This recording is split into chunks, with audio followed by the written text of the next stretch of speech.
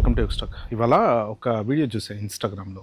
పాపం అతను పోలీస్ స్టేషన్కి వెళ్ళి కంప్లైంట్ ఇచ్చి ఎవరో జాబ్ ఇప్పిస్తా అని చెప్పి 15 లక్షలు తీసుకున్నారంట. తీసుకొని తర్వాత అడుగుతుంటే నాకు ఎమ్మెల్యే తెలుసు, పోలీసులు తెలుసు, వాళ్ళు తెలుసు, వీళ్ళు తెలుసు అని బెదిరిస్తున్నారంట. సో యాక్చువల్గా మన ఇండియాలో ఏంటంటే 2 రకాల ఇష్యూస్ ఉంటాయి. ఒకటి, మన అమాయకత్వాన్ని ఎదుటోడు వాడుకుంటూ ఉంటాడు. మనం కొంచెం అమాయకంగా ఉన్నామంటే ఈజీగా ఏదో ఒక రకంగా వాడేసుకుంటాడు. ఓకే, డబ్బు పరంగా కానివ్వండి, ఇంకోటి కానివ్వండి. నెక్స్ట్ ఇంకోటి పలుకుబడి. ఈ పలుకుబడితోటి ఏంటంటే ఎదురుంగోడు అమాయకత్వాన్ని తొక్కి పెట్టేస్తారు.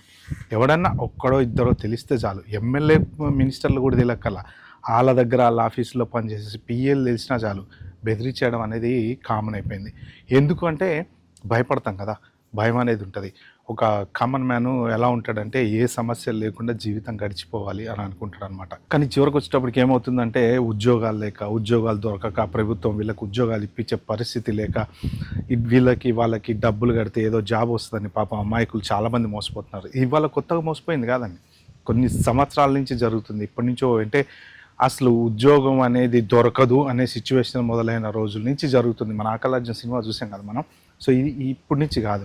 అయితే దీంట్లో అబ్రాడ్ పంపిస్తామని కొన్ని స్కాములు, ఇండియాలో జాబ్ ఇప్పిస్తామని కొన్ని స్కాములు, అబ్రాడ్లో ఉన్నటువంటి వాళ్ళు, ఈ పెద్ద పెద్ద వాళ్ళు బాగా ఆల్రెడీ డెవలప్ అయిపోయినటువంటి యూట్యూబర్స్ చేసేటువంటి స్కాములు, డబ్బు ఆశ, డబ్బు పిచ్చి ఎలా తయారైపోయిందంటే నిజంగా ఎదుటోని ఏం చేసినా సరే డబ్బు సంపాదించినలా తయారైపోయింది. సో జాబులు యాక్చువల్గా ఏంటంటే ఉన్నాయి, బ్యాక్డోర్ ఎంట్రీ జాబులు కూడా జరుగుతున్నాయని చెప్పి విన్నా. అంటే ఐటీ కంపెనీలలో కూడా డబ్బుల కోసం వాళ్ళు కూడా అంటే ఆల్రెడీ ఉన్నటువంటి వాళ్ళే టీమ్ అప్ అయిపోయి బ్యాక్డోర్ వాళ్ళని పెడేసుకొని ఎంతో కొంత 3 లక్షలు 4 లక్షలు తీసుకుని వాళ్ళకి ట్రైనింగ్ ఇచ్చేసి వాళ్ళు చేస్తున్నారు అని చెప్పి కూడా అంటుంటారు.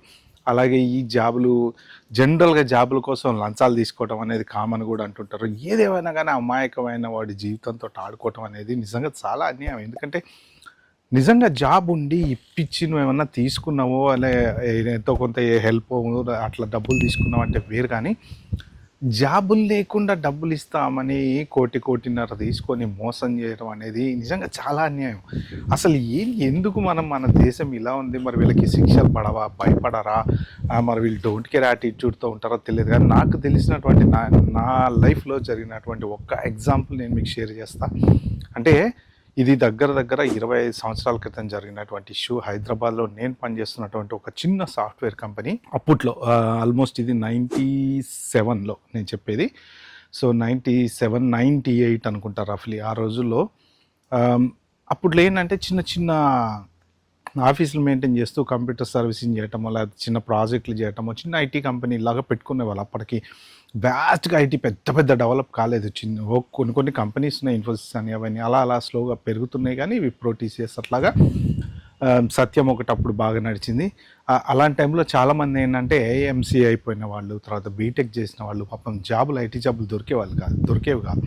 వాళ్ళు ఏంటంటే చిన్న ఆఫీసులలో 1500కి 1000 రూపాయలకి అలా పనిచేస్తూ ఉండేవాళ్ళు అనమాట. అలాంటి టైంలో ఈ చిన్న ఆఫీసులను టార్గెట్ చేశాడు ఒకడు. ఎంత తెలివిగా టార్గెట్ చేశాడంటే ఆ కంపెనీ దగ్గరికి వెళ్ళి వాళ్ళకి చెప్పాడు ఏంటంటే, మీ కంపెనీలో మీ ఎంప్లాయీస్ ఎవరైతే ఉంటారో వాళ్ళు ప్లస్ మీ కంప్యూటర్సు, మీ ఇన్ఫ్రాస్ట్రక్చరు, మీ కరెంటు బిల్లు ఇవన్నీ మీవే. మేము మీకు ఒక ప్రాజెక్ట్ ఇస్తాము. ఆ ప్రాజెక్ట్ మీరు చేస్తే మీ ఎంప్లాయీస్కి నెల శాలరీస్ ఇస్తాం మేము. ప్రాజెక్ట్ 6 నెలలు పడితే 6 నెలల శాలరీ, 1 ఇయర్ పడితే 1 ఇయర్ శాలరీ. కేవలం శాలరీ ఇస్తాము, ప్రాజెక్ట్ ఇస్తాము, మిగిలిన ఖర్చు అంతా మీరే పెట్టుకోవాలి. కానీ మాకు 1,25,000 రూపాయలకి డిపాజిట్ చేయాలి అని చెప్పారనమాట. సో ఇలాగా దగ్గర హైదరాబాద్లో ఉన్నటువంటి 15-20 కంపెనీల పైన మినిమం టార్గెట్ చేశారు. దీంతోపాటు హెడ్ ఆఫీస్ ఒకటి పెట్టారు. సమ్వేర్ ఎక్కడో మాసప్ ట్యాంక్ దగ్గర, ఎక్కడో సమ్వేర్ నాకు గుర్తు కూడా లేదు, అక్కడెక్కడో హెడ్ ఆఫీస్ పెట్టారు. హెడ్ ఆఫీస్లో కూడా కొంతమంది పార్ట్నర్లుగా చేర్చుకున్నారు. పార్ట్నర్స్ కమ్ ఎంప్లాయీస్ అనమాట. వాళ్ళకి ఏం చెప్పారంటే, ఇలా మనకి బోల్డ్ అన్ని ఐటీ ప్రాజెక్ట్స్ వస్తాయి, మనం ఐటీ ప్రాజెక్ట్స్ ఈ కంపెనీస్కి అన్నిటికీ ఇస్తాము, వీటన్నిటిని మేనేజ్ చేయడానికి నాకు స్టాఫ్ కావాలి, but at the same time కొంత ఇన్వెస్ట్మెంట్ అనేది చేస్తే మీకు కూడా నేను కమిషన్ లాగా ఇస్తాను అని చెప్తే, చాలామంది రిటైర్ అయినటువంటి వాళ్ళు పాపం వాళ్ళ దగ్గర 5 లక్షలు 10 లక్షలు తీసుకొచ్చి, ఇప్పుడు వాళ్ళకి రిటైర్మెంట్ ఫండ్ అనేది వస్తుంది కదా, వాళ్ళు ఏంటంటే జాబ్ చేస్తూ ఈ అమౌంట్ తీసుకొచ్చి దాంట్లో ఇన్వెస్ట్మెంట్ చేశారనమాట. ఒక నెల టెన్షన్గా అందరికీ జీతాలు వచ్చేసినాయి పర్ఫెక్ట్గా. 2వ నెల పర్ఫెక్ట్గా జీతాలు వచ్చినాయి. 3వ నెల జీతాలు లేవు ఎవరికి? ఈ ఐటీ జాబులు చేసేటువంటి ఎంప్లాయీస్కి. నేనేంటంటే కంప్యూటర్ హార్డ్వేర్ ఇంజనీర్గా నేను కంప్యూటర్స్ అవి సెటప్ చేస్తాను కాబట్టి ఇలా నాకు ఒక 4-5 తెలిసిన వాళ్ళు ఉన్నారు. నేను పనిచేస్తున్నటువంటి కంపెనీ వాళ్ళు కూడా దీంట్లో మోసపోయారనమాట. సో అందరూ 2 నెలలు చూశారు, 3 నెలలు చూశారు, ఫోన్లు చేస్తున్నారు హెడ్ ఆఫీస్కి. హెడ్ ఆఫీస్లో వాళ్ళు ఏం చెప్తున్నారంటే మా బాసు లేరు, ఊరు వెళ్ళారు, ఊరు నుంచి రాగానే శాలరీస్ ఇస్తా అన్నారు, చెప్పారని చెప్పి అతను ఆల్రెడీ జంపు. కానీ ఫోన్లు చేస్తూ కాంటాక్ట్లో ఉన్నాడు. అంటే ఏంటంటే డౌట్ రాకుండా మరి ఎలా మేనేజ్ చేశాడో, ఏం చేశాడో, డబ్బులన్నీ ఏం చేశాడో తెలియదులే. కానీ ఇలా 3 నెలలు అయిపోయిన తర్వాత అప్పుడు ఒక్కొక్కడికి డౌట్ రావడం మొదలుపెట్టింది. 1-2 నెలలు ఓకే ఫైన్, మరి 3వ నెలకు వచ్చిన తర్వాత కూడా ఇలానే ఏంటి అని ఆలోచించి హెడ్ ఆఫీస్కి వెళ్ళాం. నేను ఉన్న మా బాసు ఇద్దరం కలిసి హెడ్ ఆఫీస్కి వెళ్ళేటప్పటికి మొత్తం అక్కడ అంతా పోలీసు వాళ్ళు హడావిడి అంతా చూసేటప్పటికి టెన్షన్ వేసింది. ఇల్లు కట్టిన 1,25,000 ఇక వెనక్కి వస్తే రావు తెలియదు. కానీ అక్కడ మాట్లాడి అంతా చేసిన తర్వాత అర్థమైంది ఏంటంటే వాళ్ళంతా కూడా తల పట్టుకొని కూర్చున్నారు. ఎవరు రిటైర్ అయిపోయి 10 లక్షలు, 12 లక్షలు, 5 లక్షలు ఇచ్చిన వాళ్ళు ఉన్నారు కదా, వాళ్ళు కూడా ఏడు ముఖం పెట్టి కూర్చున్నారు. కష్టపడితే వచ్చించోమండి, ఫ్రీగా చెట్ల కాస్తే వచ్చింది కదా పాపం వాళ్ళు ఎంతెంత కష్టపడి సంపాదించుకున్నారు ఆ డబ్బుల్ని, ఎంతెంత హార్డ్ వర్క్ చేస్తే వచ్చినాయి. అవి పోయినాయి, ఇవి పోయినాయి. దగ్గర ఆ రోజుల్లో 1,50,00,000-2.5 కోట్లు సంథింగ్ ఏదో అన్నారు, నాకు కరెక్ట్గా ఇప్పటికీ ఐడియా లేదు. అంత అమౌంట్ తోటి వాడికి గాయపడమాట. తర్వాత ఈ ఇన్వెస్టిగేషన్ అనేది ఆబ్వియస్లీ పోలీసు వాళ్ళు స్టార్ట్ చేశారు. వాడి కోసం వెతకటం అనేది ఇక వాళ్ళు పాపం వాళ్ళ ప్రయత్నాలు వాళ్ళు చేస్తారు. ఆ ఏసీపీ గారి దగ్గరికి వెళ్ళినప్పుడు ఆయన ఒకటే మాట అన్నారు. నిజంగా నాకు చాలా జ్ఞానోదయం అయింది. ఆ రోజు కళ్ళు తెరుచుకున్నాయి. ఆయన ఏసీపీ గారు అన్న మాటకి, ఒక చదువు రానోడు మోసపోయాడంటే పాపం అమాయకుడు మోసపోయాడు అనుకోవచ్చు. మీరేంటయ్యా బీటెక్లు చదువుకొని ఇంత పెద్ద పెద్ద కంపెనీలు పెట్టుకొని మీరు వాడెవడో వచ్చి ప్రాజెక్ట్ ఇస్తానంటే నమ్మి అడిగి డబ్బులు ఇచ్చి అంతా అయిపోయిన తర్వాత మా దగ్గరకు వచ్చి కూర్చున్నారు అని చెప్పి అన్నారనమాట. అంటే నిజంగా ఆయన ఏసీపీ గారు చెప్పిన దాంట్లో నిజంగా యాడ్స్ ఆఫ్ చెప్పాలి ఆయనకి. అంటే సరే నేను చూస్తాలే పోండి నేను పంపించకుండా కళ్ళు తెరుచుకునేటువంటి జ్ఞానోదయం కలిగేటువంటి మాట చెప్పారు ఆయన. నిజం కదా. ఇప్పుడు ఆడెవడో వచ్చి ప్రాజెక్ట్ ఇస్తా అంటే ఓ అగ్రిమెంట్ లేదు, ఏం లేదు, వాడెవడో తెలియదు, ఆ కంపెనీ పేరు తెలియదు, ఊరు తెలియదు. ఈ కంపెనీలు పెట్టుకున్నటువంటి వాళ్ళు అందరూ కూడా బీటెక్ చదువుకున్నటువంటి వాళ్ళు, చిన్న చిన్న సాఫ్ట్వేర్ కంపెనీలు పెట్టుకున్నటువంటి వాళ్ళు, అందరు తెలివి కల్లో ఎవరు తెలివి తక్కువ వాళ్ళు కాదు. మరి టాప్ కాలేజీలలో చదువుకున్నటువంటి వాళ్ళు అందరూ మోసపోయారు. మరి కరెక్టే కదా. మరి ఆడెవడో తెలియనప్పుడు సో అది ఎందుకు చెప్పానంటే ఇది పర్టికులర్గా ఆ రోజులు తర్వాత ఏం జరిగిందని మాకు తెలియదు. ఎందుకంటే మనం ఏదో జాబులు ఎత్తుకుంటా ఉంటే వెళ్ళిపోతాం, ఎవరి దగ్గర పని చేస్తుంటాం, ఇవి ఈ కంపెనీ కాదు ఇంకో కంపెనీ అనుకుంటాం, జాబులు మారుతూ వెళ్ళిపోతాం కాబట్టి మనకు పాతవి ఏం జరుగుతాయో తెలీదు. బట్ అలా జరిగింది యాక్చువల్గా. సో ఇది కూడా అంతే అనమాట. ఎవడో వస్తాడు మీకు జాబ్ ఇప్పిస్తా అంటాడు అమాయకంగా పాపం జాబ్ కోసం. చాలామంది అండి జాబ్ ఒక్కటనే కాదు, మీరు ఉద్యోగం అని అనుకుంటున్నారు. సినిమా ఇండస్ట్రీ తీసుకోండి, వేషాలు ఇప్పిస్తామని చెప్పేసి ఒక రకంగా దొబ్బరు డబ్బులు. డైరెక్టర్ల దగ్గర పనిచేసేటువంటి అసిస్టెంట్లు కానీ, మేనేజర్లు కానీ, ప్రొడక్షన్ మేనేజర్లు కానీ మామూలుగా తీసుకోరు ఆర్టిస్టుల దగ్గర డబ్బులు. వాడు ఫోన్ చేసిన అర్జెంట్ హాస్పిటల్లో ఉన్నా డబ్బులు కట్టాలంటారు.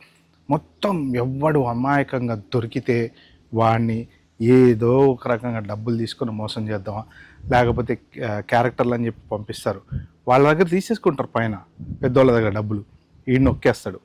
వీళ్ళకి పాపం ఎక్కడి నుంచో కష్టపడి వచ్చి ఎండనక వాననక అక్కడ నిలబడి వాళ్ళు షూటింగ్లలో వాళ్ళకి ఇవ్వరు. అంటే మన దగ్గర మోసం చేయాలి అనుకున్న వాడికి మనస్సు లేదు. సో కాబట్టి మీరు ఎవరైనా సరే ఒకటి గుర్తుపెట్టుకోండి, జాబ్ ఇప్పిస్తాను డబ్బులి అని అంటే డబ్బులు ఇవ్వకండి. ఒక్కటే చెప్పండి, జాబ్ వచ్చిన తర్వాత నేను నా జీతంలోంచి నీకు డబ్బులు ఇస్తా, లేదంటే చెప్పండి పోస్ట్ డేటెడ్ చెక్ నీకు ఇస్తా, నువ్వు జాబ్ వచ్చిన తెల్లారి పోయి నువ్వు బ్యాంకులో వేసుకో. అసలు యాక్చువల్గా డబ్బులు ఇవ్వడం ఇది లంచం కింద వస్తుంది, ఇది యాక్చువల్గా నేరం అనమాట. కానీ చెప్తున్నా, ఒకవేళ మీకు ఎవరైనా డబ్బులే కావాలి అని అనుకుంటే ఆ మాట చెప్పండి. మీరు ఇవ్వటం కాదు, ఇవ్వకూడదు, ఇవ్వటం తప్పు 100%. కానీ ఆ మాట చెప్తే ఏమంటే సరే తర్వాత చూద్దాం అంటాడు అనమాట. అప్పుడు మనకు అర్థమైపోతుంది వాడు నిజంగా జాబ్ ఇప్పించేవాడా కాదా అనేది అర్థమైపోతుంది అనమాట. వాడు నిజంగా జాబ్ ఇప్పించేవాడు అయితే, నిజంగా వాడి దగ్గర జాబ్ ఉందంటే సరే అంటాడు, వాడు చెక్కి తర్వాత చూసుకుందాం అంటాడు. అంటే వాడు ధైర్యంగా నమ్మకంగా ఇప్పిస్తా అన్నాడు అనమాట. ఇప్పుడున్న పరిస్థితులలో జాబులే లేవండి. ఎక్కడ ఎవడు జాబ్ ఇప్పించేటట్టుంది. అందరూ చాలామంది నిరుద్యోగులు ఉన్నారు, ఒకళ్ళిద్దరు కాదు, ఎంతోమంది నిరుద్యోగులు ప్రపంచంలో ఉన్నారు. అందరూ ఇట్లానే కష్టాలు పడుతున్నారు. కానీ ఆల్రెడీ మీరు నిరుద్యోగులు, ఆల్రెడీ మీరు ఇబ్బందుల్లో ఉన్నారు. మీరు మళ్ళీ డబ్బులు ఇచ్చి మాత్రం దయచేసి మోసపోకండి. ఈ అవేర్నెస్ వీడియో ఎందుకైనా అట్లీస్ట్ ఒక్కడికి ఉపయోగపడ్డట్టే అన్న ఉద్దేశంతో నేను చేస్తున్నా. డబ్బులు ఇచ్చి జాబ్ తీసుకోవటం అనేది అవ్వదు. ఎవ్వడు కూడా అసలు వాడికే జాబ్ ఉంటే వాడు ఈ ఉద్యోగం ఎందుకు చేస్తాడు? అందరి దగ్గర డబ్బులు తీసుకొని మీకు జాబ్ ఇప్పిస్తానే అనేది ఎందుకు చేస్తాడు వాడు? పచ్చి మోసం. గవర్నమెంట్ ఆఫీస్లో పనులు చేపిస్తా అని డబ్బులు తీసుకునే వాళ్ళు, జాబులు ఇప్పిస్తా అని డబ్బులు తీసుకునే వాళ్ళు, సినిమాలో క్యారెక్టర్లు ఇప్పిస్తా అని డబ్బులు తీసుకునే వాళ్ళు, వాడికి బతకటానికి దారి లేకనే ఇలాంటి దొడ్డిదారిలోకి వస్తాడు వాడు. ఓకే, సో అలాంటి వాళ్ళని ఇప్పుడు పోలీసు వాళ్ళు చేస్తారు, ఇన్వెస్టిగేషన్ చేస్తారు, పట్టుకుంటారు, తీసుకొస్తారు. మెయిన్ ప్రాబ్లం ఎక్కడ వస్తుందంటే డబ్బులు కక్కిటం దగ్గరే వస్తుంది. సో వాడు ఆల్రెడీ అన్నీ ఖర్చు పెట్టేసి ఉన్నాడు అనుకోండి, పాపం వాళ్ళు ఎక్కడి నుంచి రికవర్ చేయించగలుగుతారు చెప్పండి? బట్ స్టిల్ వాళ్ళ ప్రయత్నాలు వాళ్ళు చేస్తారు. ఇన్ని స్కాముల మధ్యన పాపం వాళ్ళంత హార్డ్ వర్క్ చేసి ఇవన్నీ ఇన్వెస్టిగేట్ చేస్తున్నందుకు నిజంగా మనం ఇండియన్ పోలీస్కి ఆల్వేస్ హ్యాట్స్ ఆఫ్ చేయాలి. సో మీరు మాత్రం దయచేసి డబ్బులు పోగొట్టుకోకండి. ఎవ్వడు కూడా మీకు డబ్బులు ఇస్తే జాబ్ ఇప్పిస్తాం అనేది చెప్పాడు అంటే మాత్రం వాడి మొక్కను తిరిగి కూడా చూడకండి. జాబుల కోసం, వీసాల కోసం, ఈ రెండు క్లియర్గా గుర్తుపెట్టుకోండి. ఓకే అండి, వీలైతే ఈ వీడియో నలుగురు షేర్ అయితే చేయండి. బాబాయ్, హ్యావ్ గుడ్ డే.